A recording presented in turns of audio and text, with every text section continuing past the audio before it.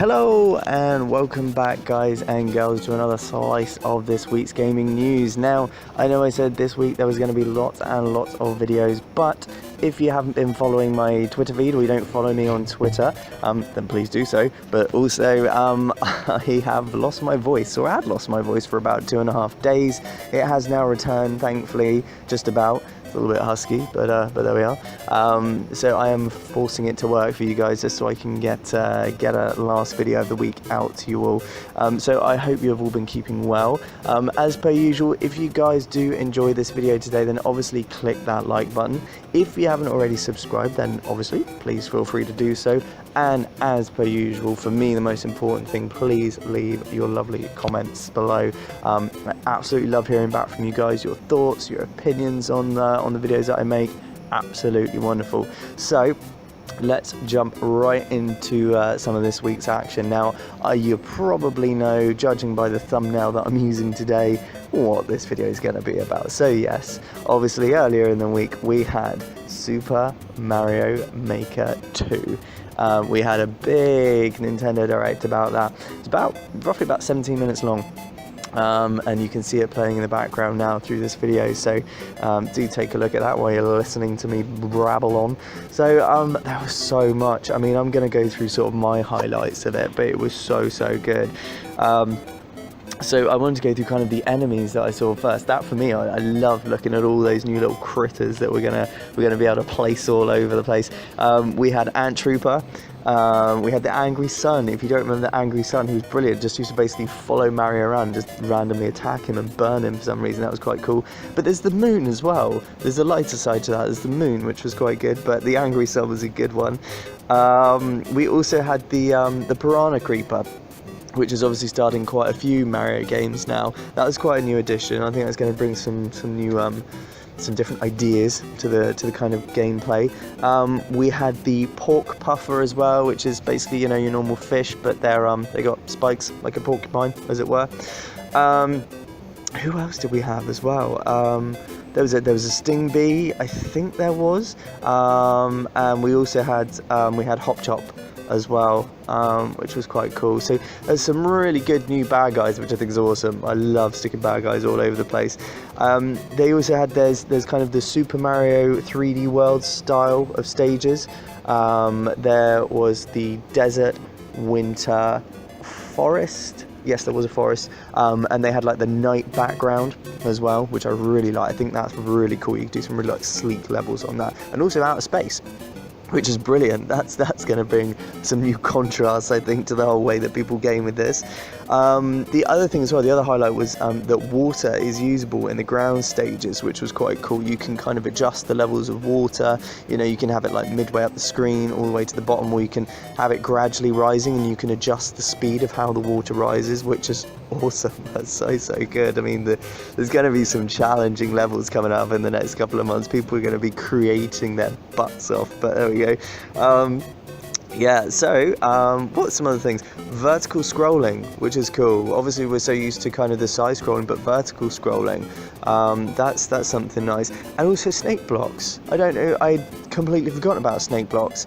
You know, and with this you can kind of build the trajectory or the direction of the snake blocks, so you can kind of do that. So that's going to be interesting to see. And obviously the big one, which initially when this was first sort of released, the trailer or the fact that Super Mario Maker 2 was coming out, was slopes. We now have slopes. You know, it doesn't just have to be steps. So we already knew that one, but I still love that. I love that as an idea. I don't know why we've had to wait so long for it. On-off switches. So yes, you know, the little buttons that you could press things and it would open up, and then off and it would close it. I mean, imagine it. It's going to be like blooming Minecraft. There's going to be some serious ingenuity, some incredible level designs, I'm sure, that we're going to see. I cannot wait to get my hands on it. I really can't. And we've got clear pipes as well. Obviously most recently used in the most sort of up-to-date Mario games, but clear pipes, and by the looks of it you can put items within the clear pipes. We have also got Cat Mario, who's bouncing around all over the place. He can pounce, that kind of thing, so that's quite cool. The big gold coins, so the ones I saw, I think if my memory serves me correctly, was the 10, 30 and 50. So that's that's a nice little touch. I do enjoy that. Moving on from that, I mean, that's really the highlights of the items for me that I saw within the video. But the co-op build, I mean, we kind of hoped it would be there anyway, seeing that we saw a picture of Mario and Luigi. But yes, there is going to be a co-op build. 2 people can build together on the same screen, so that's great. Putting 2 minds together and really creating some beautiful and some fantastic levels for us to all crack on and play with. The other thing as well, there's kind of like a challenge, like a multiplayer battle thing, so you and your friends can like challenge it out together on your stages or stages that other people have made, and there's like a ranking as well, which is quite cool. You can compete, see who's the best, which I think is brilliant. You can sort of take it online, obviously, as well, which is I think is great, especially for creators, YouTubers, people like that. I think it's brilliant because it kind of gets not only your ideas out there, but you get to meet more people who may not have heard of your content before, and I think that's great. I know that's not what they had in mind, but I think that's a really, really nice idea for us fellow creators out there. Excuse my voice, I'm so sorry for this. The other thing as well, which I was like, oh my god, that is the best thing ever. Campaign. There is a campaign, basically. I mean, it's a real short little story by the looks of it, but Peach's castle's gone. You've got to complete levels to collect coins, and the coins basically buy you the castle, and I'm assuming the Mushroom Kingdom as well, and you can just kind of rebuild the whole thing. So that's kind of the general consensus of it. Once again, memory serves me correctly, they have been ill, but I'm sure they said there's 120 levels in the campaign. That's insane. That's a game within a game. I just could not believe it. So that really is it. That was most of the highlights and things that I really, really enjoyed about it.